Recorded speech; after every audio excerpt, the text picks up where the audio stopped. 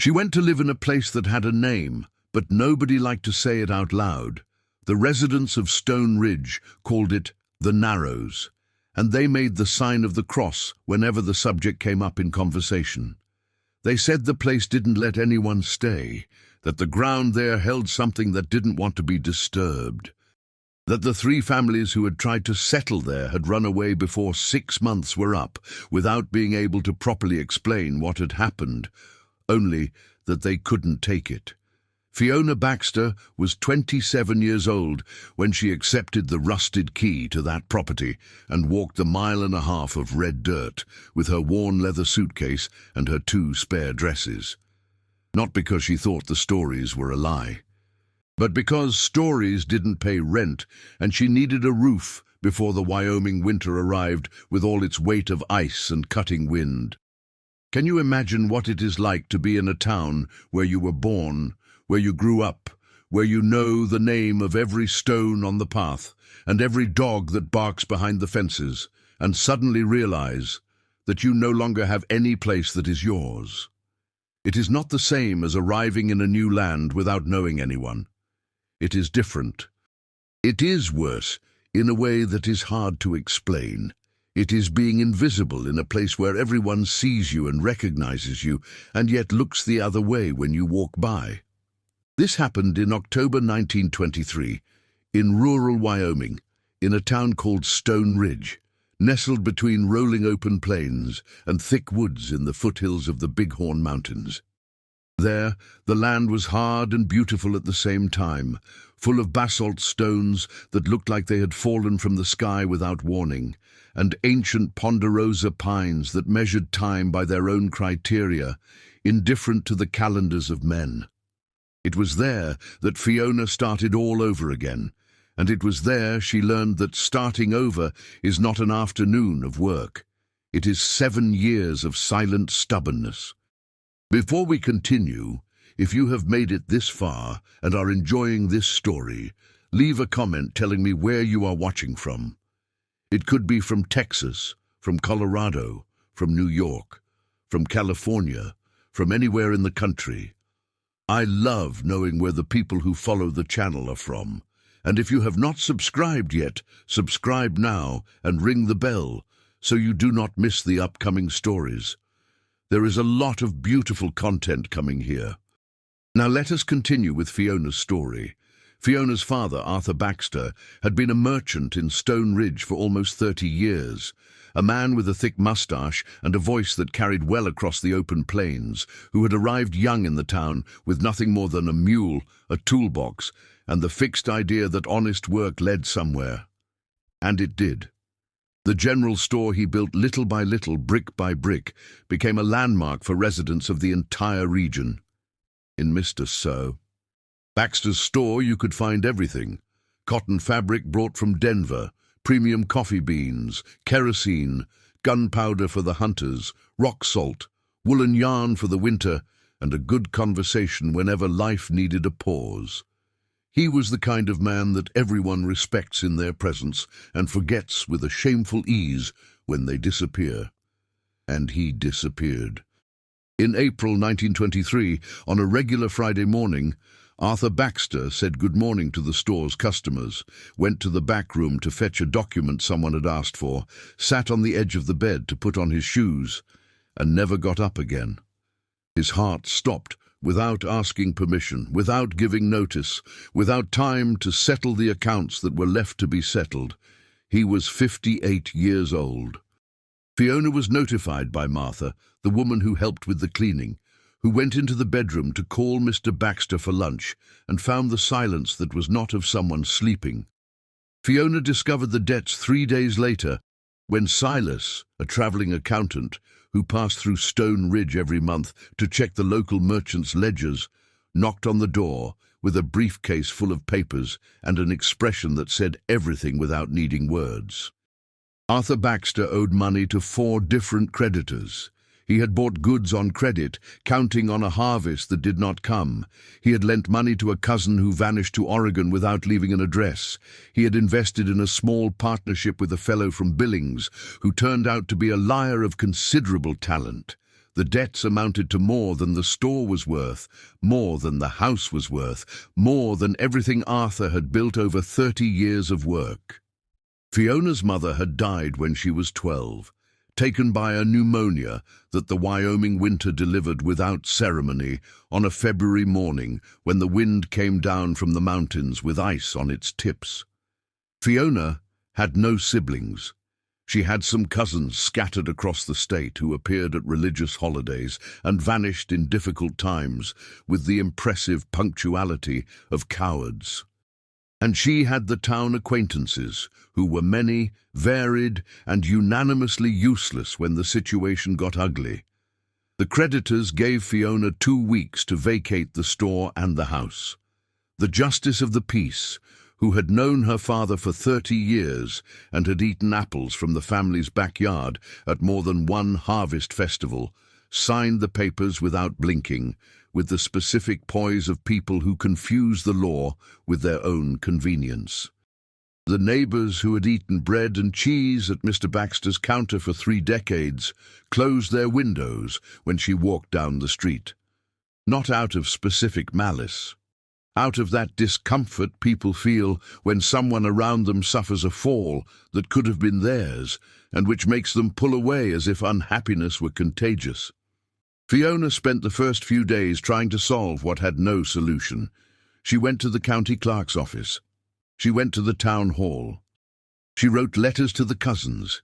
She waited for answers that never arrived. She slept in the already empty store while the deadline ticked by, sewing commission jobs for the women of the town, who paid with more and more delay each time, as if they knew she had nowhere to demand payment from.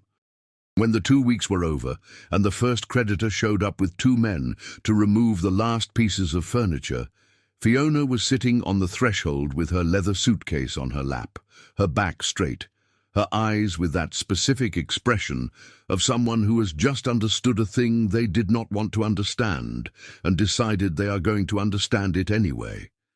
She did not cry. Not since her father's wake. She had not learned how to cry in front of those who did not deserve to see it. It was that afternoon that Mother Eunice showed up. Eunice Higgins, known to all as Mother Eunice, was 62 years old and had the manner of someone who had spent her entire life seeing arrivals and departures, literally, since she had been a midwife since her early 30s and had brought more than 400 people into the world in Stone Ridge and the ranches around the region. She was a small woman, with white hair tied in a bun that defied the law of gravity by sheer willpower, who always wore a blue polka-dot apron even when she was not working, and who had the rare quality of saying uncomfortable truths in a way that did not offend, not by calculated diplomacy, but because she was honest with a naturalness that made honesty inevitable. She arrived at the store's threshold carrying a still warm cornbread wrapped in a linen cloth, sat next to Fiona without asking permission, broke the bread in half with her hands, handed over one half, and only then opened her mouth. She said she knew the situation was bad. She said she also knew Fiona did not want pity, that Stone Ridge had more than enough people for that, but she said she had a piece of information that might be useful, depending on the size of the despair. Fiona replied that her despair was the exact size needed to listen to anything. Eunice chewed a piece of cornbread, looked at the horizon with the expression of someone evaluating a storm that is still far away but is bound to arrive, and began to explain. She said that about 1.5 miles outside of town, heading towards Stillwater Creek, there was a property called the Narrows. A large house made of basalt stone and hard timber, a good stretch of land, a well, a corral, a garden that had once been productive, abandoned for 9 years, registered in the name of a family called Blackwood, who slowly disappeared after a series of linked misfortunes, and whose last survivor, an old woman named Cora, had died alone inside there, without anyone in town deigning to show up to see how she was doing. Fiona asked why it was abandoned if the land was good. Eunice answered with the frankness of someone who has no time for euphemisms.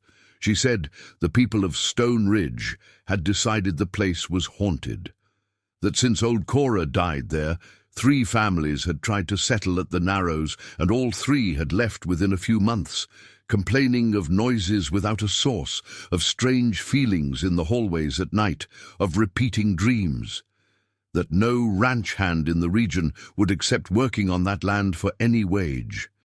That this was why it was available, without an effective owner, without anyone claiming possession with papers at the clerk's office, except for old Amos Galloway, the rancher on the neighboring land, who swore the Narrows was his by right of continuous use, but who had never registered anything official to formally prove it. Fiona fell silent for a moment.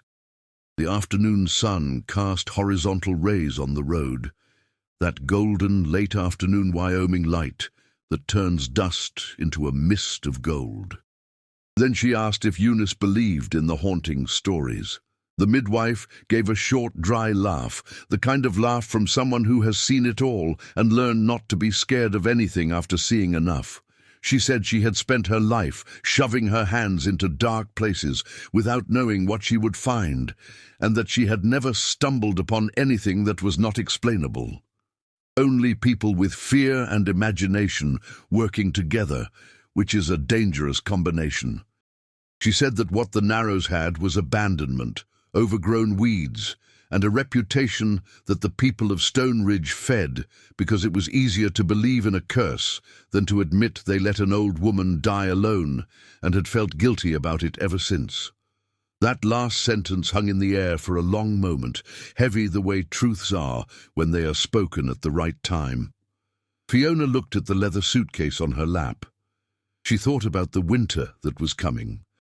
She thought about the nights sleeping on the floorboards of the empty store, listening to the wind enter through the cracks, which the January cold would turn into razors.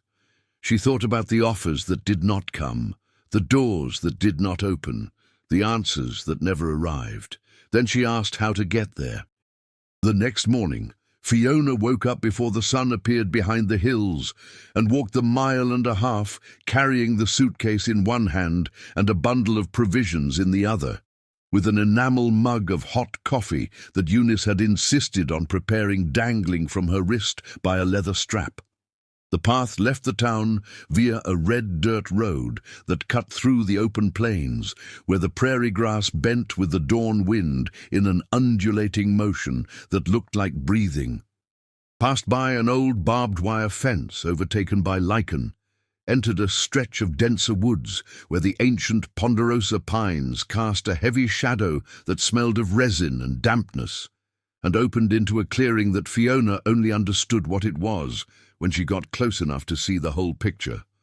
The Narrows sat in a gentle dip between 2 grass-covered hills. The house was larger than she expected, a large, imposing structure of dark basalt stone and hard timber, with a front porch supported by 4 log pillars, red clay roof tiles half sunken in some spots where the wooden slats had given way. Windows with broken glass, covered by pieces of makeshift wire mesh left by one of the families who had tried to occupy the place. The stone walls were thick, the kind built to last for generations, and were covered in dark green moss on the outside, which gave the house the appearance of a living, ancient thing that was waiting for someone without rushing, because it had learned that good things take time to arrive. Around the house, nature had taken back what was hers. What had once been a vegetable garden was now a generous mess of wild herbs and climbing vines that were beautiful in a way that required no gardener. An ancient oak tree grew leaning against the side wall, with roots that had lifted the stones of the access path as if clearing the way with all the tranquility in the world. The well was in the right corner of the yard, with its wooden cover rotted and half sunken inward. And beyond the house, where the ground rose slightly toward the edge of the hills, there was a stretch of land that, even abandoned for 9 years, showed the quality of the soil, a dark, deep color that farmers recognize as good before even picking it up in their hands. Fiona stopped at the entrance and stood looking for a time that she later would not be able to say if it was 5 minutes or 20. She did not feel fear. She felt something that took her a while to identify and that she eventually recognized as acknowledgement. That strange sensation that the place and she had spent enough time being cast aside to understand each other without needing formal introductions. The front door was locked with a rusted padlock whose key Eunice had found kept in a box at the clerk's office, among papers nobody had opened in years. Fiona tried the key. It did not go in on the first try. It went in on the second, after an effort that left orange rust on the palm of her hand. The door groaned upon opening, a long, harsh sound that woke some bird in the high branches of the oak tree and made Fiona take a half-step back before laughing softly at herself and stepping inside. The smell inside the house was the smell of time. Not of rot, not of death, not of anything evil as the stories suggested. It was the specific smell of long, non-violent abandonment, old, fine dust that had settled on all the flat surfaces, wood that had contracted and expanded for 10 winters with no one to care for it, dried herbs that must have been on a shelf and fallen to the floor no one knows when. The light came in crooked through the dirty windows, creating stripes of dusty gold that illuminated the dark hardwood floor. Where dry leaves had blown in through the cracks over the years and formed small brown islands. The main room was large, with high ceilings and a stone fireplace on the back wall that caught Fiona's attention immediately, not for its size, but for the quality of the craftsmanship. Someone had built that fireplace with care and affection, fitting the stones with a precision that went beyond the functional, and in the center of the main stone, at eye level for an adult, a small detail was engraved, an oak leaf, carved with patience and skill, the veins of the leaf marked one by one. Fiona ran her finger along the groove of the engraving and felt the cold, rough stone and the defined shape of the work of someone who loved what they were doing. The kitchen was in the back, separated from the living room by a wooden door that creaked in a different pitch than the main door, sharper, more complaining. It was a room that smelled of ancient ashes and something vaguely sweet that Fiona would only later identify as vanilla from a broken bottle at the bottom of a drawer. It had a stone stove that was a masterpiece of its own, 3 burners built in masonry, with the space for firewood underneath still holding old ashes that the wind had not managed to blow away in all these years. A wooden shelf fixed to the wall had lost half of its supports, but still held a few empty preserving jars, a chipped enamel mug in a blue color that had been pretty at some point in the past, and a spool of black thread that Fiona stared at for a few seconds, with the strange sensation that the spool was waiting specifically for her, as if it knew she was a seamstress. It was in the kitchen that she found the notebook. It was not a dramatic discovery. It was not a floorboard that suddenly gave way, or a drawer that opened on its own, or a mysterious draft that guided her hand in the right direction. Fiona had knelt to check the structure of the hardwood floor near the stove, knocking her knuckles against the boards to hear if they were hollow or solid, when she noticed that one of them sounded different from the rest, thicker, heavier, with a chambered echo that the others lacked. She pulled with her fingertips, the board came loose without resistance, as if waiting to be moved, and down there, in a cavity the size of a shoebox, was a tin box with a tight-fitting lid. The box was the size of a large family Bible. The tin was rusted on the outside, but preserved on the inside, because whoever had stored it had wrapped the contents in waxed linen cloth before closing it with the care of someone protecting something that matters. Inside the cloth was a hardcover notebook bound in tanned brown leather, the spine hand-stitched with waxed thread, with no title on the cover. On the first inside page, in a small, even handwriting that clearly belonged to a woman accustomed to writing with care and patience, were the simple words, Cora Blackwood, The Narrows, 1897. Fiona sat on the kitchen floor with the closed notebook on her lap and stayed like that for a moment, listening to the silence of the house around her.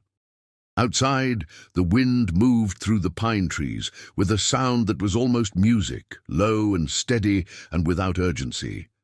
A yellow butterfly flew in through the glassless window, made a slow circle in the middle of the kitchen as if inspecting it, and flew back out the same way. The blue mug on the shelf rattled slightly in the breeze like a gesture of welcome. She opened the notebook to the first page. The handwriting was firm and small, written in black ink that had aged to a beautiful brick brown that matched the leather cover. And the first sentence was simple, direct, the kind that sticks in your head without asking permission. I start this notebook because I have learned that things which are not written down vanish as if they had never existed, and this land deserves better than that. Fiona read the first page standing up, leaning against the kitchen wall. Then she read the second.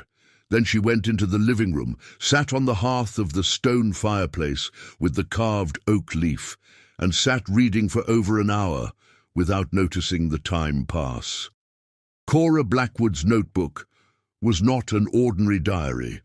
It was part recipe book, part map, part long and honest confession about the life of a woman who deeply loved a place and a man, lost both and kept standing. It had recipes with notes in the margins about which season made each ingredient taste best and from which part of the yard they came. It had a hand-drawn map of the entire property, detailed and precise, with Stillwater Creek marked to the north, the spring that fed the well identified with an arrow, the areas of the most fertile soil and those that became waterlogged in the winter clearly distinguished. And interspersed among the recipes and the maps were fragments of letters that Cora had written and never mailed, addressed to a man named Benjamin, who was her husband, and who had died years before her. The letters were not sad. They were conversations. Cora told her dead husband about the garden and the weather and the small problems of daily life, about the neighbors and their stories, about the seasons and what each one brought differently to the Narrows. It was the writing of a woman who loved the place where she lived with a completeness that required no living audience, who found in writing the companionship that life could no longer provide. Fiona closed the notebook when the sun dipped lower and the temperature in the house dropped suddenly, that sharp turn of the late Wyoming afternoon in October that transforms a pleasant hour into an hour that demands a coat immediately. She looked around the kitchen with the same expression with which she had looked at the facade outside upon arriving. That specific mix of acknowledgement and determination that is not exactly optimism, but which looks like optimism when it is lit up inside someone. She slept that first night on the living room floor, wrapped in the 2 thick blankets Eunice had insisted on including in the bundle of provisions, with the fireplace unlit because she had no firewood yet, and the cold of the stone rising through the wooden floorboards. She slept deeply, with no dreams she could recall in the morning, which was how Fiona always slept when she had made a decision she knew was right. The next morning, she woke to the song of a bird she did not recognize, but would later discover was a meadowlark that had nested in the oak tree for years. She opened the glassless living room window and saw the fields covered in dew, the hills in the background still wrapped in a low milk-colored mist that the rising sun was beginning to unravel thread by thread, with a patience only nature possesses. The air carried that smell of wet earth and pine and grass that is specific to the rugged plains, and that, once smelled, is registered in memory forever as the scent of a place that truly exists. She heated water on the stone stove, using the firewood left over from one of the previous occupation attempts, brewed the coffee, sat on the porch with the hot mug between her palms, and looked out at the land with eyes that were not simply seeing, but evaluating, mapping, calculating what was there and what could be there. Not with paper and pencil, but with that ability some people have to see what a place can become before seeing what it currently is. She was clearing the vegetation around the well with a hoe she found leaning against the corral wall, the physical labor already underway before 8 in the morning, when she heard footsteps on the access road and the unmistakable sound of hooves on the dry dirt.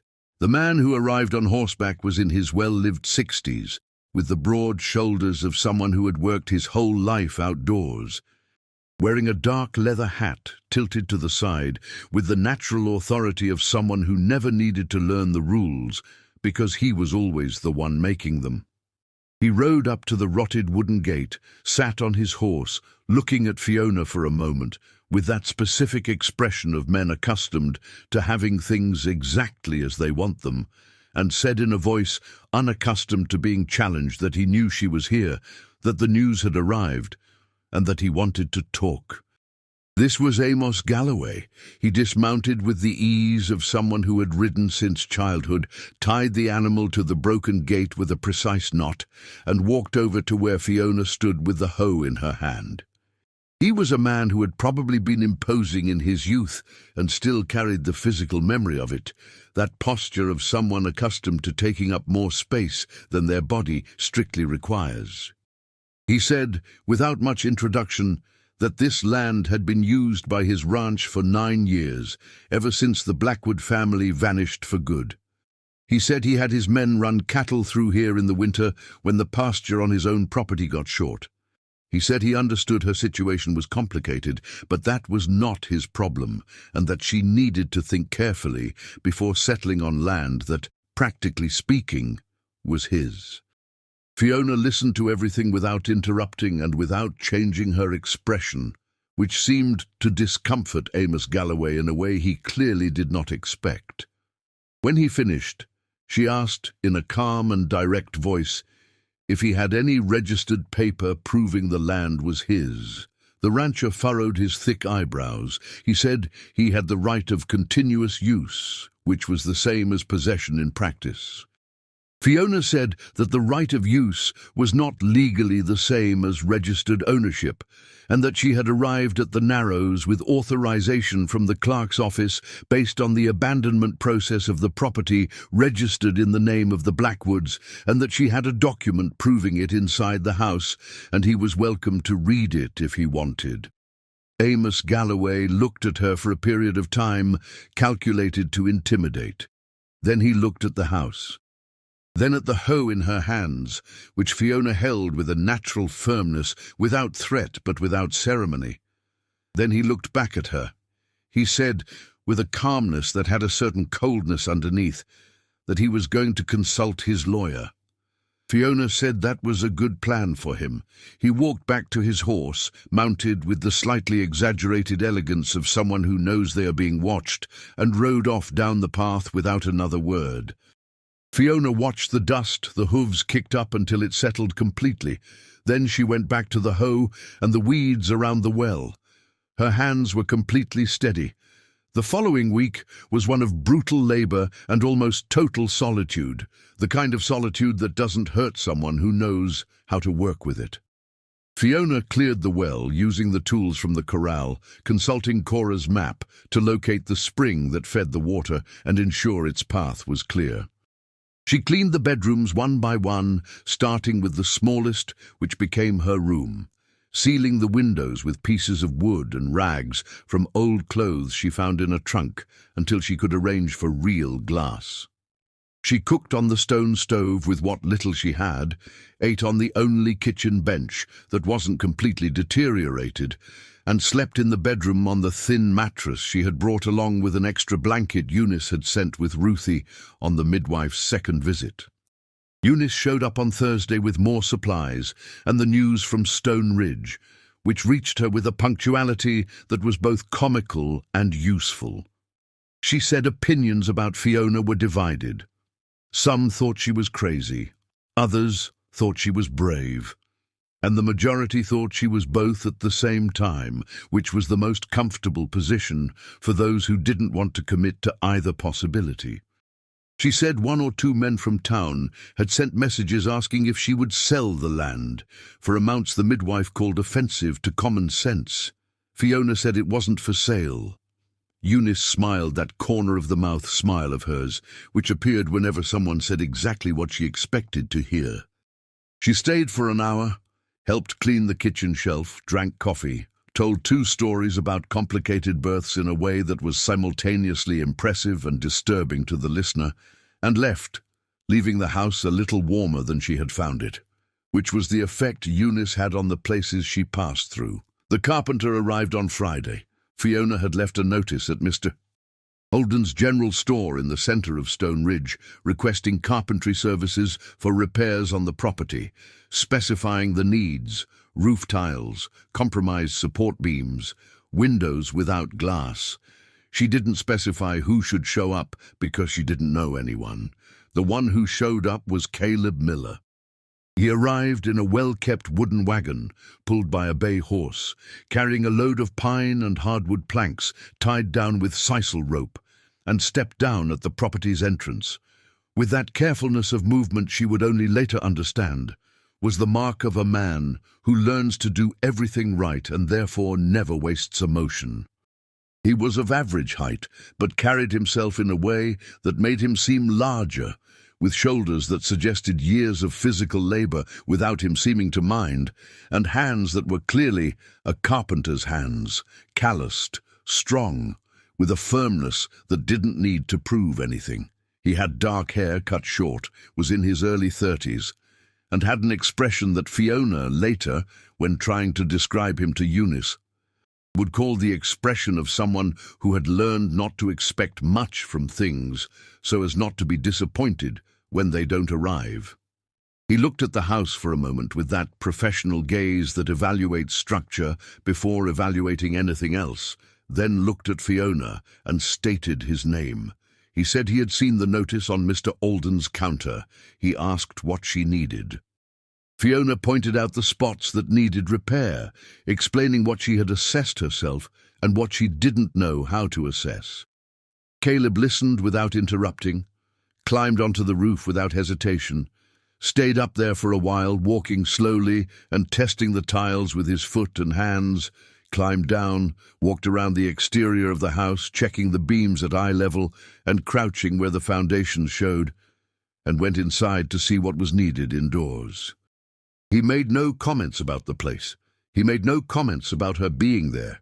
He evaluated with the concentration of someone who only has a mind for the work, calculated out loud with precise numbers, and stated what needed to be done in the order that made the most sense and how much it would cost. Fiona said she didn't have the full amount yet but could pay a portion with sewing because she knew how to make clothes and do mending, and everyone in Stone Ridge needed sewing at some point. Caleb fell silent for a moment. He looked at her in a way she couldn't completely read, a gaze that evaluated but didn't judge. Then he said that was fine, that Mr. Alden's wife was needing a dress for her niece's christening a month from now, that they could make an arrangement and adjust as the work progressed. That was Caleb Miller's first day at the Narrows. He returned the following Monday with more wood and his toolbox, which seemed to contain every instrument a person would need to build a house entirely from scratch. He worked the whole day without asking for more than was necessary to coordinate the job, and left when the sun went down with the simple notice that he would be back on Wednesday. Fiona watched him when he wasn't paying attention, not out of an interest she knew how to name yet, but with that specific curiosity for people who do their job with the kind of focus that makes it clear the work means something to them beyond the money that pays for it. Caleb did his carpentry with an attention that seemed almost religious in the truest sense of the word. Every joint was checked more than once. Every beam was positioned with a care that clearly went beyond what was necessary just to keep it standing. It was the work of someone who believes that things made well endure, and that what endures matters. While he worked outside, Fiona worked inside. She cleaned, she sealed, she salvaged what could be salvaged with what she had. She started to clear the vegetable garden, using the detailed information from Cora's notebook, which described exactly which part of the yard sat in the sun all day and which sat in the afternoon shade, which tended to flood after the spring rains, and which drained well. It was a practical guide written more than 20 years earlier by a woman who had learned that land in the slowest and surest way possible, living on it day after day, season after season, without shortcuts. The weeks began to establish a rhythm Fiona hadn't planned, but which formed with the naturalness of things that are right. Mornings were for working in the garden. Afternoons were for sewing, the work that paid what needed to be paid, done in the living room by the light of the side window that Caleb had restored with new glass. Nights were for reading by lantern light, either the notebook or the books Fiona had managed to pack among her belongings. And there were Caleb's days, which were usually Tuesday, Wednesday and Friday, when the Narrows had a second rhythm of hammers and handsaws and worked wood that Fiona grew accustomed to hearing as part of the sound of the place. News travelled through Stone Ridge with an efficiency that would put any postal service to shame.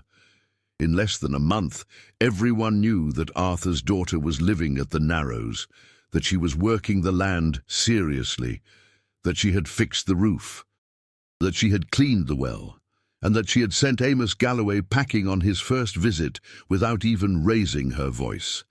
That last part circulated with special speed and provoked reactions ranging from embarrassed respect to veiled scandal, passing through the admiration people feel for someone who does what they would have liked to do, but didn't. The women of Stone Ridge were the first to open a crack. Not collectively, not openly, but individually, like people testing the water temperature before stepping in. The first was Ruthie Tucker, daughter of the woman who sold cheese at the market, who showed up at the Narrows on a Saturday afternoon with a dozen eggs and the transparent excuse that she was passing down the road anyway. She stayed for half an hour, drank coffee, looked at the house with eyes trying not to show her surprise at finding a clean, inhabited and warm place where everyone expected to find ruin and terror, and left promising to return. She returned with her mother the following week. Her mother left with a dress commissioned and the expression of someone who had discovered something right under their nose for far too long. That was how Fiona's clientele began at the Narrows. What was intimidating about the surrounding woods from afar turned intriguing up close, and the quiet, direct manner Fiona possessed had the paradoxical effect of making people want to talk to her, because it was rare to find someone who truly listened, without preparing their answer while still hearing you out. The women of Stone Ridge would go to order sewing and leave, without really knowing how they had just finished telling her things they hadn't even told their own mothers. Winter arrived in December with the seriousness that the Wyoming winter reserves for its coldest appearances. The temperature dropped suddenly, the wind came down from the hills with a chill that cut through the thickest coat, and the mornings took on that fine frost over the yard's weeds that melted slowly with the sun and returned the next morning with the same unshakable patience. The snow didn't fall heavily that year, but the cold was the kind that settles in, that stays, that makes the stone of the thick walls hold the ice until noon. The living room fireplace became the living center of the house.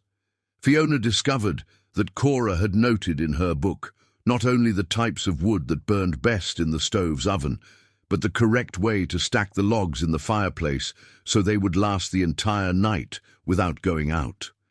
She tested it, and it worked with a precision that left her smiling there alone in the room, impressed once again by the woman who had lived within those walls before her. It was on a cold January morning, with frost in the yard and the steam of visible breath in the still air of the porch, that Caleb arrived earlier than usual and found Fiona sitting on the porch steps with the hot mug of coffee between her palms, looking at the mist over the fields. He stood at the gate for a moment, watching her without her knowing, wearing that expression he had when he thought no one was paying attention to him. An expression that was softer than his usual, as if his guard dropped a bit when he believed he was out of anyone's line of sight. Then Fiona turned her head and saw him. Neither said anything for a moment. Then she raised the mug slightly in a question that needed no words. He nodded, walked up to the porch, sat on the bottom step, and the two of them shared the coffee in silence for a good while, passing the mug back and forth with the naturalness of people who have done it for years, watching the mist that the sun was slowly dissolving toward the hills. After a time that neither of them measured, Caleb said the garden was growing well for this time of year. Fiona said yes, that Cora's map had worked better than expected, that the woman knew where the areas most protected from the wind were. Caleb said he knew the story of old Cora, which everyone in Stone Ridge knew by hearsay, but he never imagined she had left everything documented like that. Fiona said she had, and that she was a woman who knew things. Caleb fell silent for a moment, looking at the fields, and said you could tell. It wasn't an outright compliment. It was the kind of thing Caleb said, observations that were compliments without announcing themselves as such, or perhaps without wanting to be identified as such. Fiona learned to recognize them over the weeks, those moments when he said something that could be interpreted as simple, but was actually more complex if you paid careful attention. She paid attention. During that same week of intense January cold, Fiona spent an entire night rereading Cora's notebook more carefully than the first time, copying onto separate paper the information needed for planning the next year's garden, and it was during this meticulous rereading that she found something she had missed the first time. At the back of the notebook, behind the last recipes, there was an envelope glued to the final page with starch paste that had hardened over the years but still held. Inside the envelope, folded with precise care, was a deed from the clerk's office. An old paper with the stamp and signature of the notary from Cheyenne, which was the nearest office with valid registration, affirming the registered ownership of the property called The Narrows, in the name of Benjamin Blackwood and his wife Cora, dated March 1895. Fiona stared at the paper for a long time, with the lantern in her hand, the flame trembling slightly with the draught that came through the crack in the restored window. There was, in the final section of the notebook, written in a slightly different handwriting from the beginning, less careful, as if written in haste or strong emotion, a sentence she reread 3 times in a row before understanding the full weight of what it said. The deed was recorded at the clerk's office in the year 1895 and is kept where the house keeps its secrets. If someone I do not know is reading this, it is because life has taken its paths and this land needed new hands. Those hands have a legal right to what is written here. Let no one take that from them. Cora Blackwood knew. She had hidden the deed in the notebook because she knew she would die alone and without heirs, and had written that instruction as a final provision. A final provision of someone who cares for something even after they will no longer be around to care for it, as if she planted a document along with everything else she planted in that soil over the years. That woman Fiona never met had taken care of her before even knowing she existed. Fiona placed the notebook on her lap, looked at the flames in the fireplace that danced with the calmness of something in no hurry, and felt what is only felt when a person realizes they are not as alone as they believed. It wasn't anything supernatural. It was the kind of company that the right people leave in the right places, the silent company of someone who did good and left without asking for anything in return. She placed the deed back in the envelope back in the notebook back in the tin box, and the box back under the floorboard, carefully, with the exact same precision with which Cora had hidden it, because that paper was the anchor for everything, and anchors need to be in the right place at the right time. The document arrived in the last week of February, delivered by an 18-year-old boy who rode out to the Narrows with an envelope sealed with red wax and the expression of someone who would rather be anywhere else in the universe. It was a formal notice written in cold, technical legal language, signed by attorney Oliver Norton, Amos Galloway's lawyer, stating that Mr. Amos Galloway claimed rights over the property called the Narrows, based on 9 years of continuous and uncontested use, and giving Fiona Baxter a period of 30 days to voluntarily vacate the premises. Otherwise, the case would be taken to the Justice of the Peace for formal resolution through proper legal mechanisms. Fiona read the document on the porch, folded it carefully, and placed it in her apron pocket without rushing the gesture. Then she went back to the kitchen, fetched the tin box from under the floorboards, took out the notebook, took the envelope from the last page, and stood holding the 1895 deed of Benjamin and Cora Blackwood in the same hand that held attorney Oliver Norton's notice, dated February 1924. 30 days. She had 30 days, and a piece of paper that changed everything if she knew how to use it the right way. If you are enjoying this story of Fiona and the Narrows, subscribe to the channel and leave a like. This really helps the channel grow and allows me to bring more stories like this to you. Now let's continue, because the battle is just beginning. The next morning, Fiona locked the house, placed the deed at the bottom of her leather suitcase, and walked the 1.5 miles back to Stone Ridge, with a specific destination: the house of Franklin Matthews, a lawyer trained in Denver who had returned to town a few years ago after a disagreement with a partner that was never fully explained, and who now took cases now and then when someone from Stone Ridge needed legal guidance without having to travel far.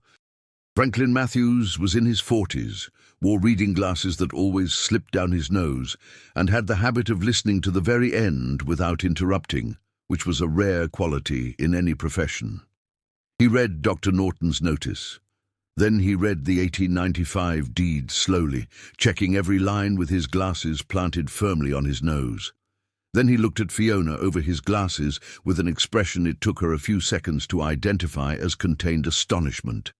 He said the deed was valid. He said a recorded deed doesn't simply expire through abandonment, that isn't how the law works, and that Amos Galloway and attorney Norton knew this perfectly well, which made their notice more of an intimidation tactic than a genuine legal action.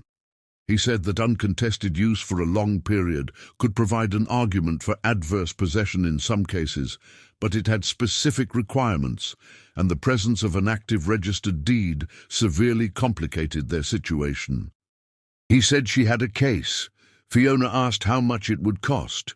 Franklin Matthews looked at the deed, looked at her, and then looked toward the window like someone deep in thought. He said he had a suit jacket that needed altering and a pair of trousers that had been begging for a hem since Easter, and that he would like to buy a pound of her premium dried tea herbs when her garden started producing, because he had heard the soil at the Narrows was good for that. Fiona said it was a deal. She left there with the notice answered in legal terms the following week, signed by Franklin and delivered to the clerk's office with a copy for attorney Norton's office. The response was simple and direct. It presented the 1895 deed, argued the legitimacy of Fiona's occupation based on taking possession of registered real estate with no known heirs, and invited Mr. Amos Galloway to present his own documentation of ownership, if he had any. Stone Ridge knew within 48 hours.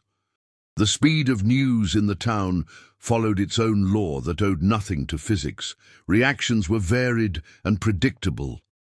Those sympathetic to the rancher said it was shameless of Arthur's daughter, that Galloway was an old-timer and deserved respect. Those unsympathetic to the rancher, who outnumbered the former but usually spoke softer, said it was high time someone gave an answer to that man who thought all of Stone Ridge was his personal property. And those with no formed opinion on the case went to Mr. Alden's store to discuss it with renewed enthusiasm, which was where all the important matters of the town were in fact resolved, or at least carefully elaborated upon. Caleb found out on Wednesday when he showed up at the Narrows to work and found Fiona in the garden with a demeanour different from her usual, more focused, more internally quiet than the silence outside. He watched her for a moment before fetching his tools, with that way he had of paying attention to people without them noticing they were being watched, which was one of the things Fiona had noticed about him from the start. Then he went to work, without asking questions. At the end of the day, before leaving, he stopped near the garden where she still was, and simply said that Franklin Matthews was a good lawyer, that he knew the law, that it was worth listening to what he said. Fiona looked at him. She asked if he had heard about the notice. Caleb said he had heard, and after a short pause, he added that the land was hers by right, that it was clear, and that anyone reading the deed in good faith would see that. It wasn't an impassioned declaration of support. It was how Caleb said things, direct, unadorned, but with a weight that came from being true. Fiona answered with a simple thank you. He nodded and left. She watched his wagon disappear around the bend in the road for a moment longer than necessary. The months that followed were the most intense since she had arrived. Amos Galloway did not respond to Franklin's notice within any reasonable time frame, which was an answer in itself. He was consulting his lawyer, waiting, evaluating his options with the calmness of someone who believes time works in favor of the patient. The tension hung in the air over the Narrows, like that fine mist that precedes rain without the rain ever arriving. But life did not stop. On the contrary, that autumn and winter were months of labour that transformed the Narrows with a consistency that the residents of Stone Ridge who passed by on the road began to notice and comment on. The roof was restored. The windows had glass. The porch had received repairs Caleb had made with new wood fitted into the old, with a precision that no one looking from the outside would identify as a repair, because the result looked as if it had all been built together from the beginning. And the garden was moving from a state of overgrown weeds to a state of cultivation, slowly, with the first planting lines visible from the path. With the spring in March, the first things began to sprout. Fiona was on her knees in the dirt, her hands buried to the wrists in the dark soil of the bed Cora had identified as the best for greens. When she saw the first new green emerging from the earth, with that specific determination of young plants that don't yet know growing up is hard, she stayed frozen on her knees, staring at the sprout for a long time. Then she stood, walked to the porch, sat on the steps, and cried for the first time since her father's wake. Not out of sadness. Out of relief, which is the kind of crying you wait so long for that when it comes you don't even fully understand what's happening. Caleb arrived for work that afternoon and found her on the porch with reddened eyes and dirt on her knees. He didn't ask. He sat down beside her and waited. After a while she just said it was growing. He looked at the garden, saw the sprouts, and nodded slowly. He said he figured it would grow indeed. He said it in a way she understood wasn't just about the garden. At the end of April, Attorney Norton sent a second, more formal notice, this time using the language of a lawsuit, announcing that Mr. Amos Galloway would indeed file a petition with the Justice of the Peace. Franklin read it, prepared the response, and told Fiona they would have to attend a hearing as soon as it was scheduled. He said their case was solid, but that the judge was an old friend of Galloway's from way back, and that this needed to be weighed in the balance. Fiona asked what that meant in practice. Franklin took off his glasses, cleaned them with a handkerchief, and said with honesty that it meant they would have to present an argument so clean it couldn't be sidestepped. The deed was good, but Galloway was going to claim 9 years of uncontested use. They would have to show that the Narrows was never, in fact, without a legitimate owner, even if that owner was the estate of Cora Blackwood, without heirs. Fiona returned home that afternoon with the problem turning over in her head, rolling the possibilities around. She was in the kitchen preparing dinner when an idea arrived, with the clarity of things that should have come sooner. Cora's notebook. Not just the deed hidden on the last page, but the entire notebook. Because the notebook was continuous documentation of active occupation of the land, with dates, with cultivation descriptions, with references to transactions, with a wealth of detail that anyone reading would understand as the record of a woman's life in her home. It was proof of life, not of death. It was proof that the land was never abandoned in the mind of its rightful owner, even if its owner's body was no longer there to defend it. She went to get the notebook from under the floorboards and flipped through it late into the night, marking with small scraps of paper the entries that had specific dates and references. When Caleb showed up the next morning, she explained what she was thinking. He listened, standing in the kitchen doorway, with his toolbox on the floor next to his foot, and when she finished, he said it made sense, that the notebook was Cora's voice from beyond the grave, and that voices like that were hard to silence, even in front of a biased judge. It was the first time he had used more than one consecutive sentence when he wasn't explaining a carpentry problem. Fiona looked at him in a way different from usual. She didn't say anything about it, but the difference was there. The hearing was set for June. May was a month of intense work in the garden, which was producing with a generosity that justified every day of effort. Lettuce, kale, spices, chives, and the first clumps of corn that Cora had marked in the notebook as growing best in that soil. Fiona began taking produce to the Stone Ridge market every week, in a basket that grew heavier week by week. People bought. At first, out of curiosity, to see what came out of that dirt everyone called cursed.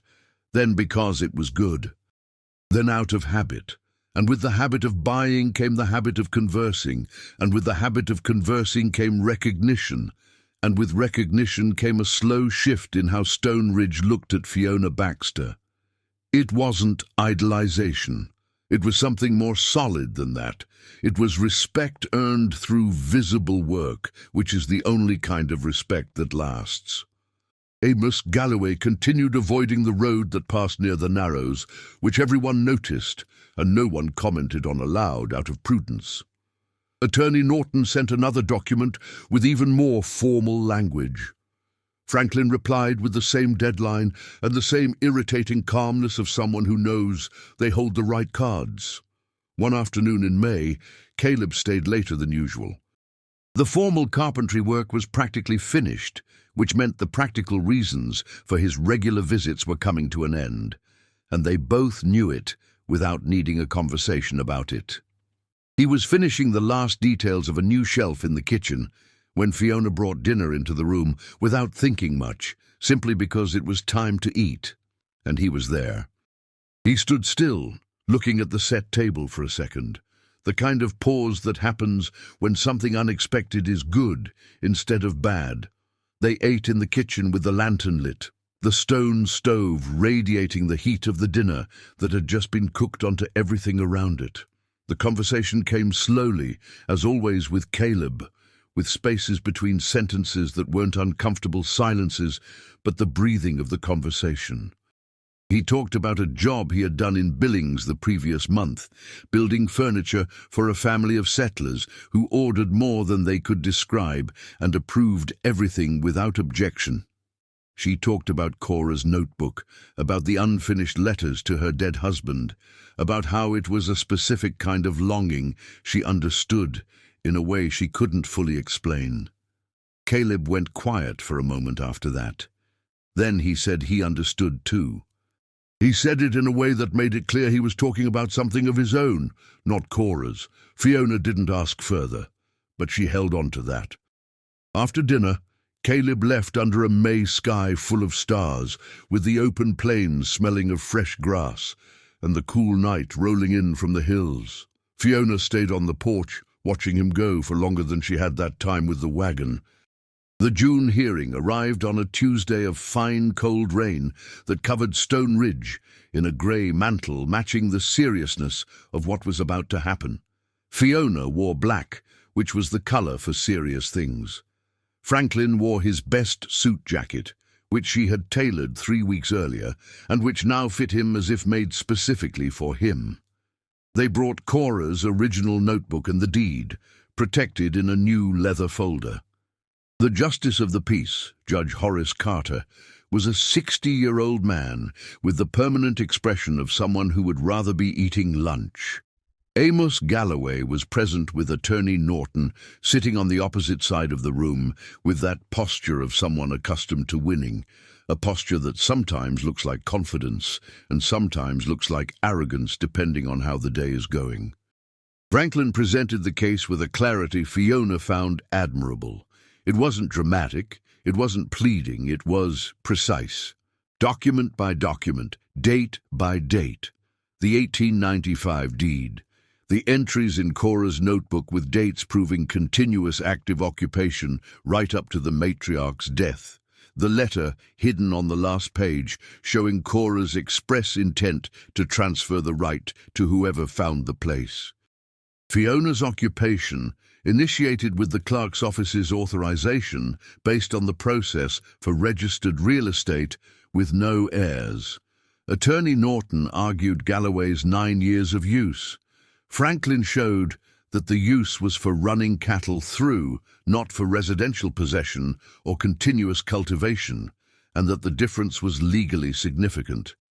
Judge Horace Carter listened to both sides with the expression of someone balancing an internal ledger. He looked at the 1895 deed. He looked at the notebook. He looked at Amos Galloway, who for the first time in that room did not wear the expression of someone who is going to win, but rather of someone who had started to calculate the possibility of not winning. Then the judge said he needed a few days to deliberate, which was the formal way of saying he was going to think very hard before deciding. The decision arrived 15 days later. Ownership of the Narrows belonged to Fiona Baxter, based on the legitimate 1895 property deed and the legal continuity of the right derived from that deed. Amos Galloway's claim was dismissed due to a lack of formal possession documentation. Franklin read the document to Fiona in the small front room of his house, his glasses perched firmly on his nose. She listened to the very end. Then she remained silent for a moment. Then she asked how much she owed, besides the jacket and the trousers. He said she didn't owe anything else, that it had been an interesting case, and that when her garden produced those premium herbs, the original deal still stood. Fiona walked back to the Narrows that afternoon with the document folded in her coat pocket, the surrounding fields smelling of the rain that had stopped an hour before, leaving everything with that after-rain gleam the Wyoming spring possesses. She went in through the front door, walked over to the living room fireplace, ran her finger over the oak leaf carved into the center stone, and said in a low voice, to no one and to Cora at the same time, that it was settled. Caleb found out that same afternoon through Eunice, who heard it from someone who was on the street when Franklin mentioned it to Mr. Alden. He showed up at the Narrows the next morning with new wood and an expression that was, by his standards, practically exuberant, which in practice meant the right corner of his mouth was slightly raised. He worked the entire day with more energy than usual, humming something Fiona didn't recognize, but which sounded like an old frontier working tune. At the end of the day, before leaving, he stopped near where she was sewing on the porch and said he was pleased with the decision. Fiona said she was too. There was a pause. He stood there a moment longer than necessary before leaving, as if there was something more to be said, but which couldn't find its way out. Then he went. Fiona watched the wagon roll out the gate, this time with a smile she didn't try to hide because she was alone. That entire first year at the Narrows ended in October 1924 with an assessment Fiona made while sitting on the porch on an afternoon of weak sun and a light breeze, with her mug of coffee and Cora's notebook on her lap. The garden was producing regularly. The house had been restored in all essential structural points. Her sewing clientele had doubled. The legal dispute was over.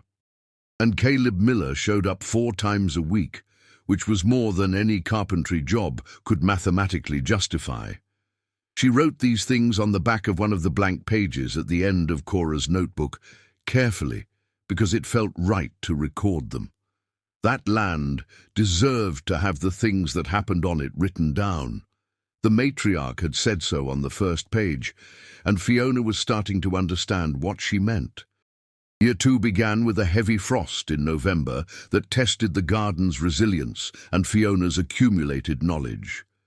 She lost some of the more delicate herbs, but saved the essentials because Cora had described exactly how to protect the beds during the threat of a hard frost, using straw cover and the strategic placement of stones that retain heat during the day and release it at night.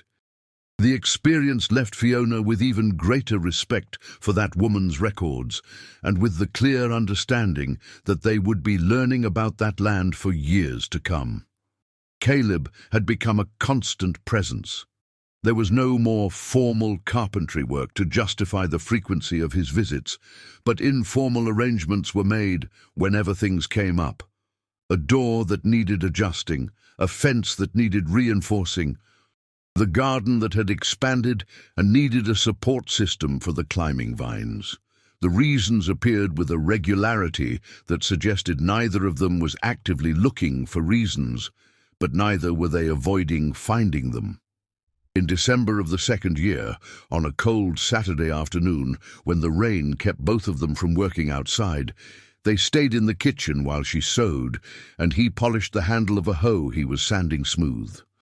They stayed like that for a long time without conversation, the kind of comfortable silence that only exists between people who are used to one another. Then he asked, without announcing he was going to ask, if she had been afraid when she first arrived here. Fiona paused her needle for a moment. She said no, in a way they both knew wasn't exactly the complete answer. Then she said she was afraid, yes, but of something different than what people imagined. That she wasn't afraid of the place. She was afraid the place wouldn't be enough for her to stay because she needed it to be. Caleb stared at the hoe handle on his lap. Then he said he understood what it was to need a place to be enough. He said it in that way of his that indicated he was talking about something beyond what the words literally said. Fiona looked at him. He was looking at his hands. There was something in that conversation that was nearing a territory neither had named, and which they both knew had been there for a while. Like that underground spring Cora's map identified beneath the yard, feeding the well without appearing on the surface. She asked, in a direct but careful voice, if he was all right, not as a greeting, as a real question. He went quiet for a long moment. Then he said he was better than he had been. That he had spent some years he would describe as being present, but not being there, if that made sense. Fiona said it made sense. He said he thought it was passing. He said this looking at the hoe handle, not at her, but there was a different weight in his tone, as if he were setting something heavy on the ground after carrying it for a long distance. She didn't ask further, but she briefly placed her hand on his arm, a quick thing, the kind of touch that is acknowledgement without needing words. He didn't move. After a moment she went back to her sewing. He went back to the hoe handle. The rain continued outside, steady and constant.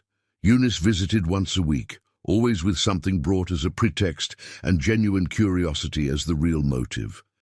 She had started to notice Caleb with an interest that was impossible to miss for anyone who knew her corner-of-the-mouth smile.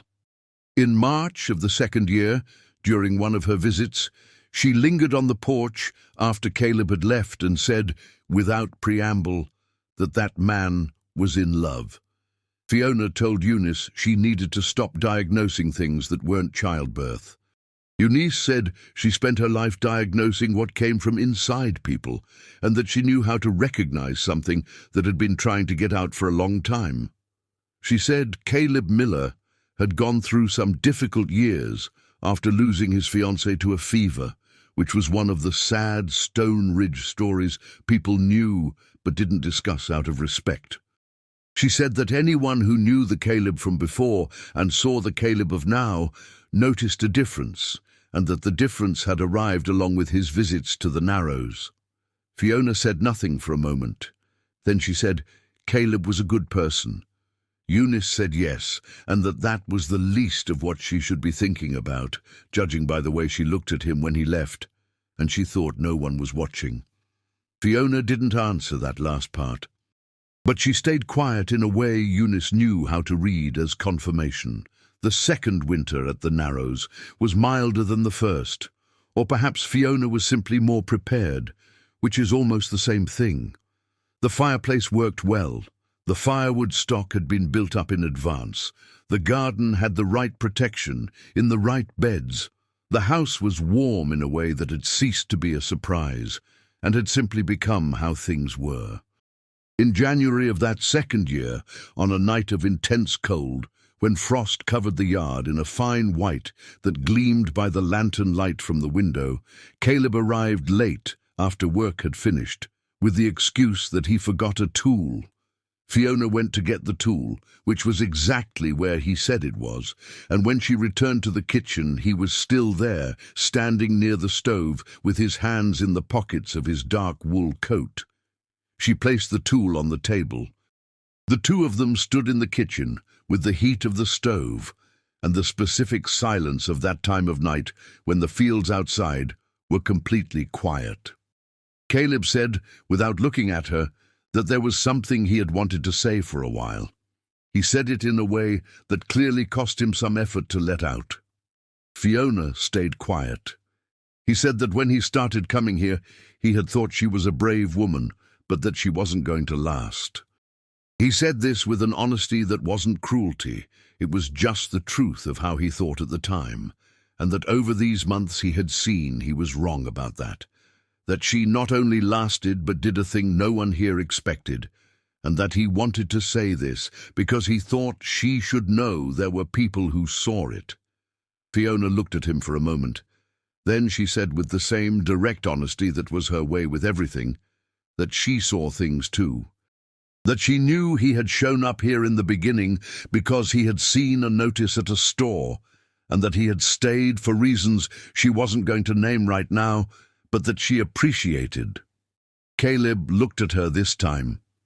There was something in that look that the two finally allowed to be visible for a moment, like light escaping through the crack of a window without either making a move yet.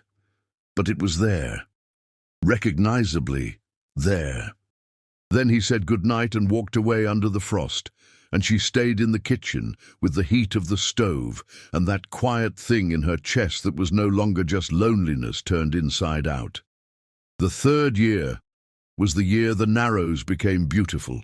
Not just clean, not just functional, beautiful in a way that outsiders passing on the road would stop to look.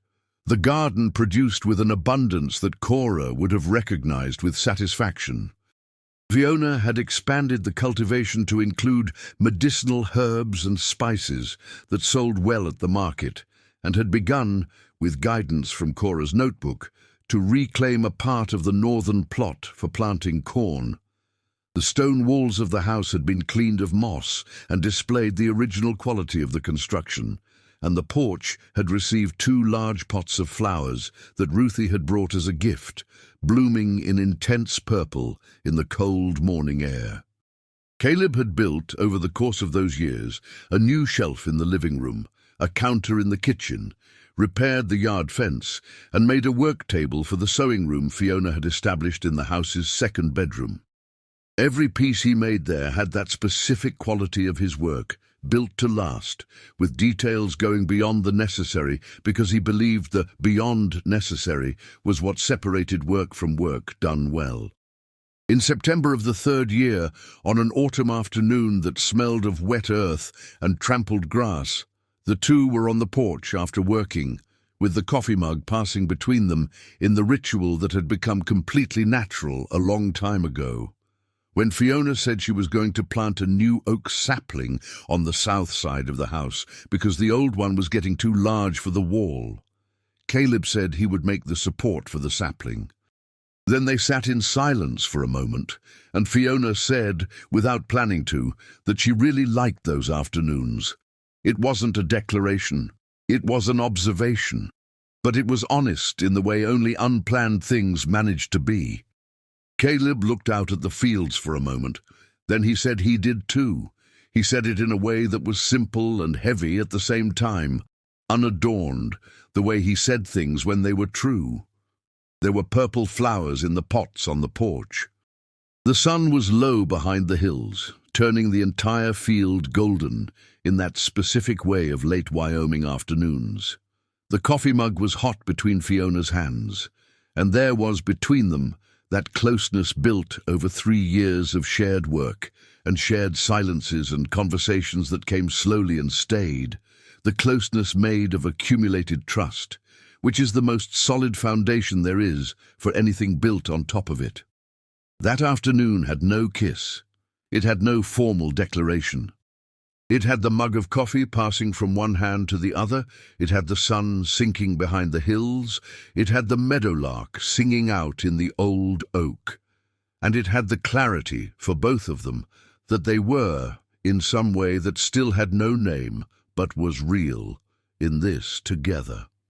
If you are following along with us in this story, thank you from the bottom of my heart. Subscribe to the channel if you haven't subscribed yet, and leave a comment telling me what you think. Your participation means a lot. Now let us go to the end of the story of Fiona and the Narrows. The 4th year was the year of Amos Galloway, not of confrontation, of acknowledgement, which is sometimes harder. It happened at the early winter market in January, when Stone Ridge held the biggest fair of the year with products from the entire region. Fiona was at a stall with the garden's produce, which by this point had enough reputation to empty the stand without any advertising effort. Amos Galloway walked by on the street out front, saw it, and stopped. The two looked at each other. There was something in the rancher's expression that was not what she expected, that was neither residual anger nor hostility. It was something more complex, harder to name, which she would later identify as the expression of a man revising an opinion he had held for a very long time. He walked up to the stall. He stood there looking at the products without buying. Then he said, in a voice slightly lower than his usual, that the garden was producing well. Fiona said yes. He remained quiet for a moment and then said he had spent his life in this region and knew soil, and that the soil at the Narrows was good soil. He said this in a way that made it clear it cost him to say it. Fiona sold him a bunch of parsley, a head of garlic, and fresh premium herbs. He paid without arguing the price, which was the same as always for any buyer. When he left, he didn't look back. But there was something different in that departure from all the other times she had seen him leave. Eunice, who was walking down the street at exactly that moment with a punctuality that seemed miraculous, but was probably calculated, came up to the stall after Galloway left and simply said that sometimes old men learn slowly, but they learn. Fiona said he took quite a while. Eunice said that was his time. With the 5th year came the stability that is different from comfort, because it was conquered inch by inch. The garden was a real business now, with regular customers at the market and orders for 2 diners in town. Her sewing brought clients from other towns who came to the Narrows specifically for her, for the quality and precision of her work. And the house, that house that in 1923 had no glass in the windows and smelled of abandonment, was now the most well-kept place in the Stone Ridge region, with a front flower bed, a backyard garden, and the appearance of a place that had been loved for a very long time. Caleb had become, over those years, not a presence at the Narrows, but a part of the Narrows. It was as hard to imagine the place without him as it was to imagine the garden without the stones marking the beds, or the kitchen without Cora's stove. There was a language between them made of very little, of gestures, of familiar silences, of small things noted and said in passing that were actually big things said with care. One afternoon in the 5th year, a sunny afternoon in May, the two were planting the new oak sapling on the south side of the house, the job Fiona had announced 2 years earlier, and which had been delayed by one thing or another. Caleb dug the hole to the right depth, placed the prepared soil, and held the sapling while Fiona adjusted the roots. They were very close in that moment, as the work of planting demands, both on their knees in the dirt, with their hands mixed together at the base of the sapling. Caleb said, with the low voice of close conversation, that when that oak tree was grown, it would cast good shade on the south porch. Fiona said it was going to take some 10 years for that. He said that was fine, that he wasn't going anywhere. There was something in his words that was more than a comment about oak trees. Fiona knew it. He knew that she knew, and this time neither changed the subject. She looked at him. He looked at her. Between them was the red dirt and the new sapling, and 10 years of an oak tree promised, and 5 years of everything else that had been built inside there and outside there. Caleb said, with that specific directness that was the only way he knew how to say important things, that he had arrived here 5 years ago because of a notice at a store, and that it had been a long time since he came because of any notice. He said she knew that. Fiona said she knew. He said he wanted to know if she wanted him to stay. It wasn't a question that needed much. Fiona looked at him for a moment, with the oak sapling between them and the dark dirt on her hands, and said yes. She said it in a simple and definitive way, without drama, the way you say things you've thought about long enough to know they are right. Caleb nodded slowly.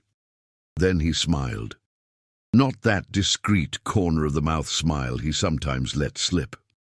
A real, full smile, which Fiona discovered in that moment was capable of completely undoing any composure she possessed. They finished planting the oak tree, with their hands still muddy, and stayed there for a while, sitting on the grass next to the new sapling, looking at the Narrows, which had become a different place than it was when she arrived with the leather suitcase on a morning in October 1923. They were married in early 1928, in a simple ceremony in town that Eunice organized with an energy suggesting she had been planning it mentally for a long time. Ruthie baked the cake. Franklin was the witness. Mr. Alden brought the wine. And all of Stone Ridge, which had watched over 5 years the transformation of the Narrows and of the woman who lived there, attended in one way or another because there was a story happening on that property that people felt they needed to see finish in a way matching what had been built. Amos Galloway attended. He arrived near the end, when the party was already underway on the porch of the Narrows, with country music and drinks and laughter spilling out the windows onto the open plains. He stood near the gate for a moment. Fiona saw him from afar, walked over to him, and without protocol invited him inside. He walked in with his leather hat in his hands, drank a cup of coffee, greeted Caleb with a firm handshake, looked at the house and the garden around it with the eyes of someone seeing something they didn't expect, and left before dark without saying much. But he went, and that was more than anyone would have bet on.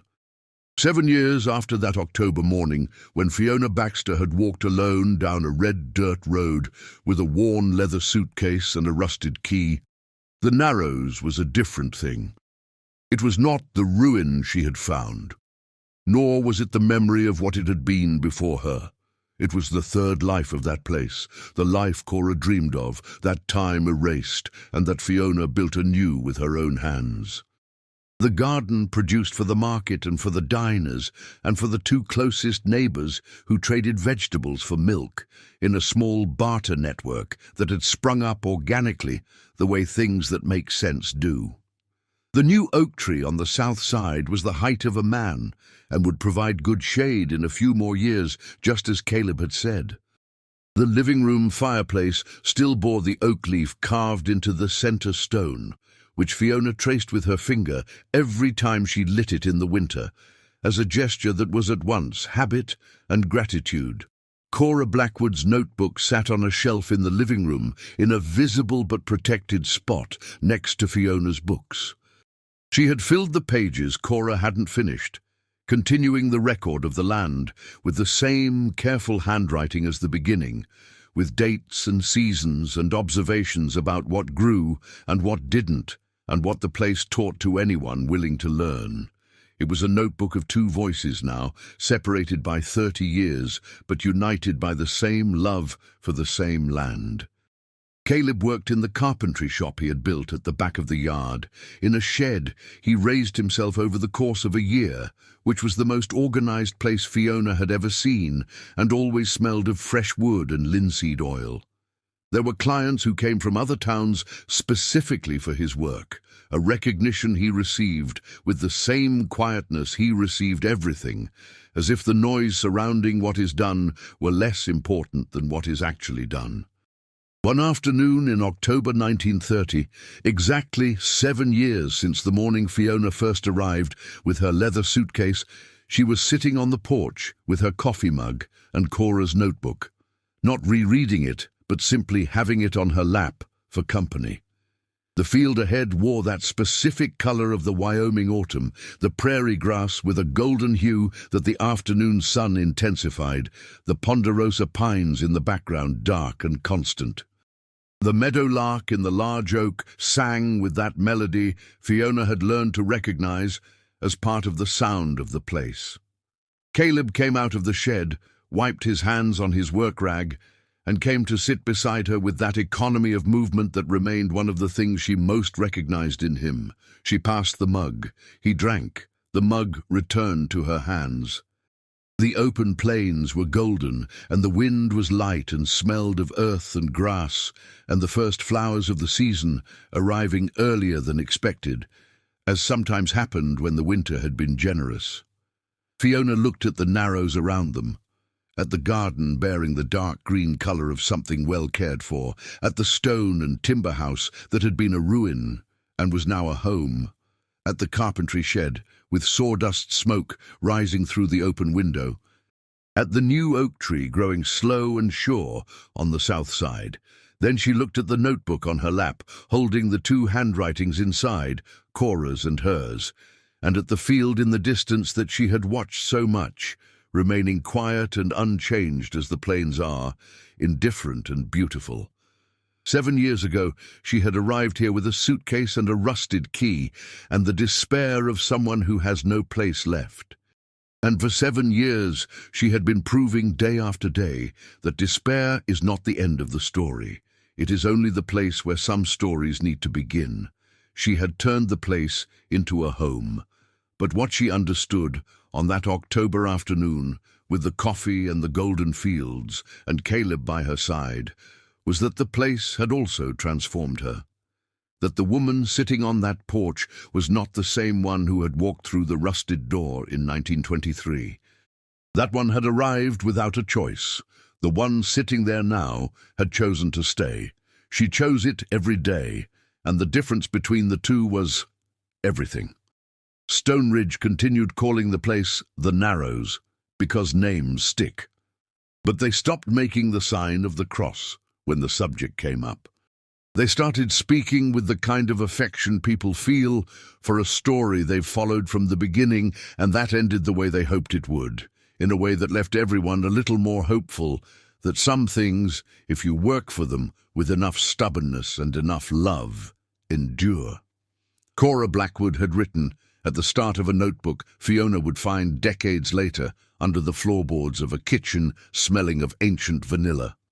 I start this notebook because I have learned that things which are not written down vanish as if they had never existed, and this land deserves better than that. That land got it. It had 2 women who loved it. It had a man who learned that loving again is not betraying what was lost. It had 7 years of labor done by hand, and the stubbornness of someone who knows that what endures matters.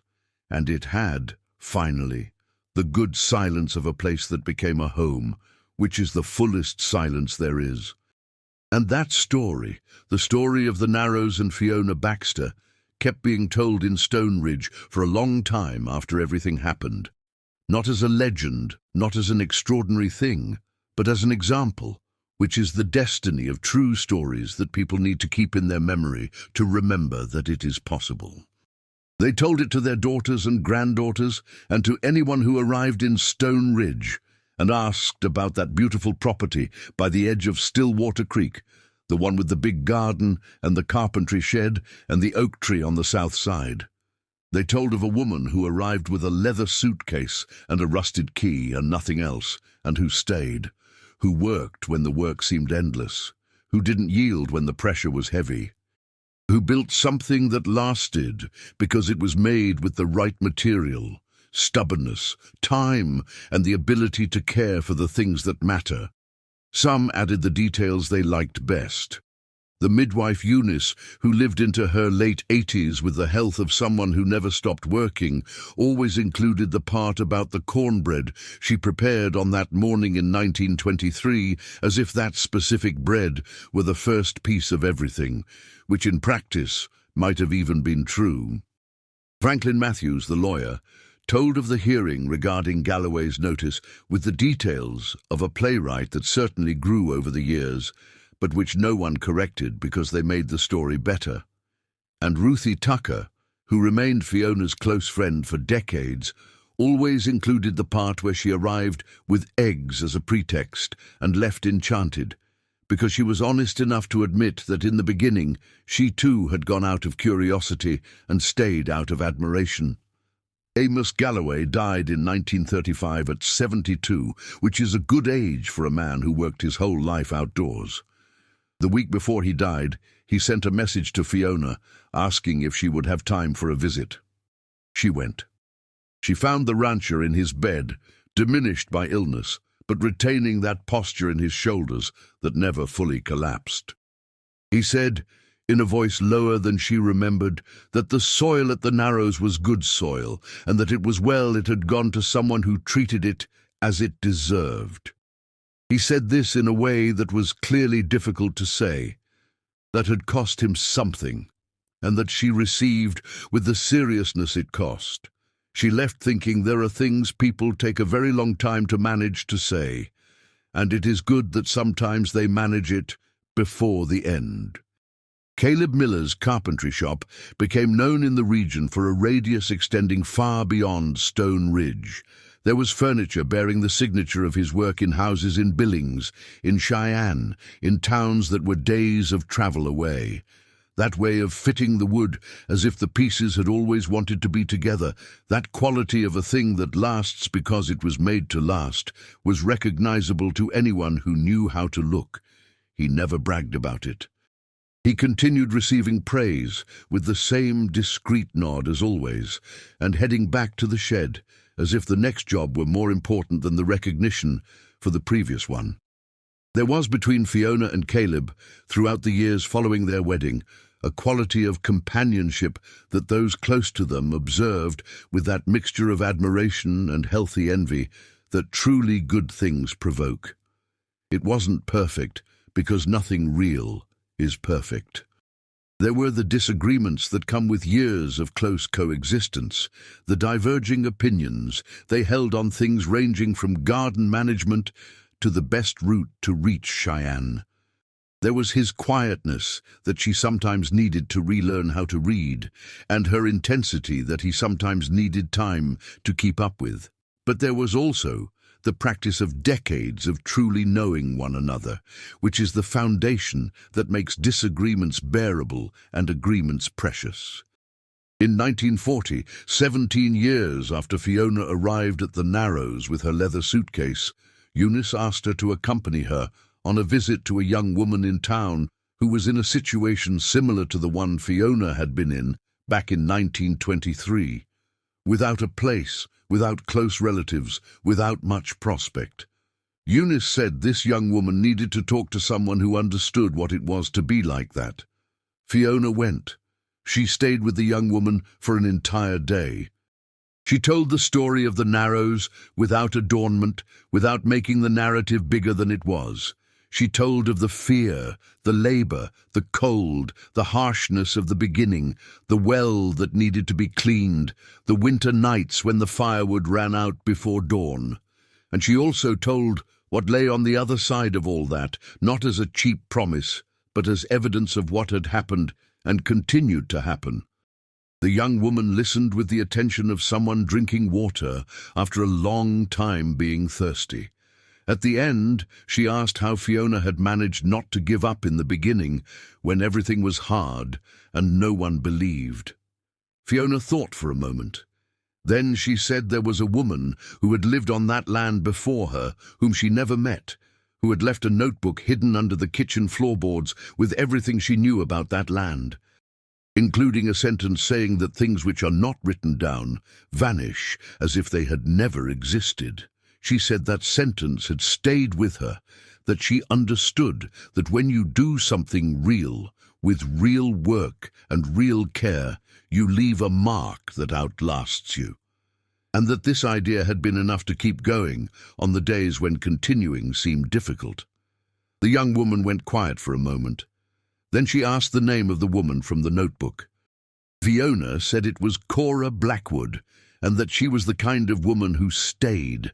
That afternoon of simple conversation in a small house in Stone Ridge was one of those moments that don't seem huge when they happen, but reveal their weight over time.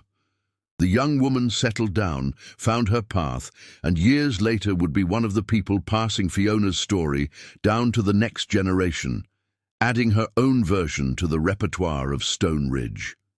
That is how stories endure. Not because they are perfect, but because they are true in a way people recognize without needing anyone to explain. Cora Blackwood's notebook sat on the shelf in the living room of the Narrows in 1930. It sat there in 1940, and it continued to sit there.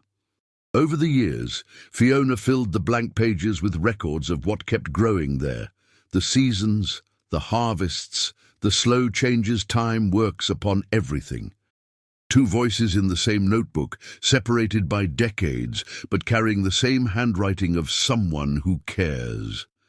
And on the final page she wrote, long after that morning in 1923, she put a sentence that was both a reply to and a continuation of what Cora had begun.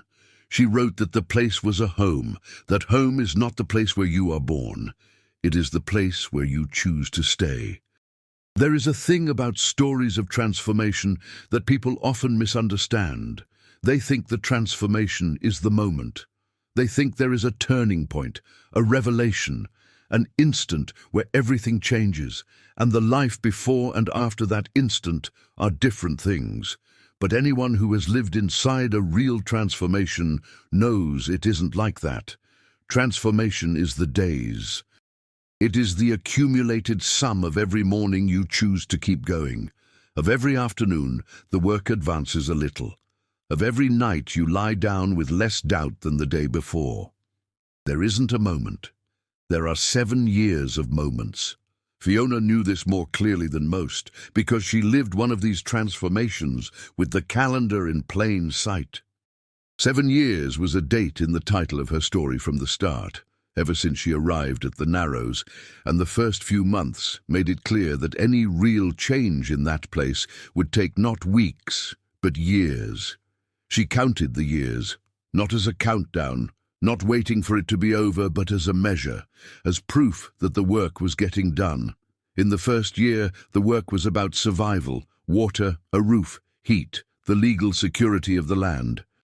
In the second, it was about establishment. The garden starting to yield, relationships beginning to form, the place beginning to find its rhythm. In the third, it was consolidation. What worked stayed, what didn't was adjusted. The outsiders began to change their minds.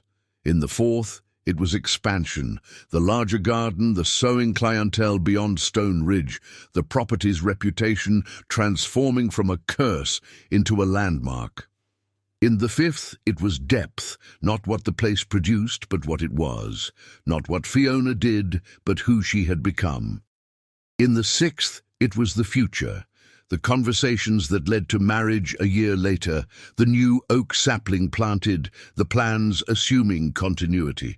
And in the seventh, it was belonging. When you look around and recognize every single thing as an extension of yourself, without effort, without surprise. When the place and you are the same thing in different forms.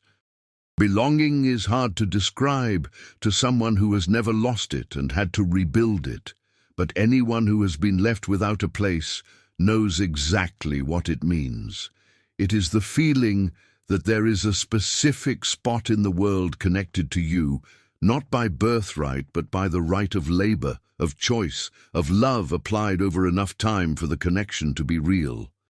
It is knowing that if you leave that spot for a while and return, the spot will be there waiting, not as a favor, but because you built it to last.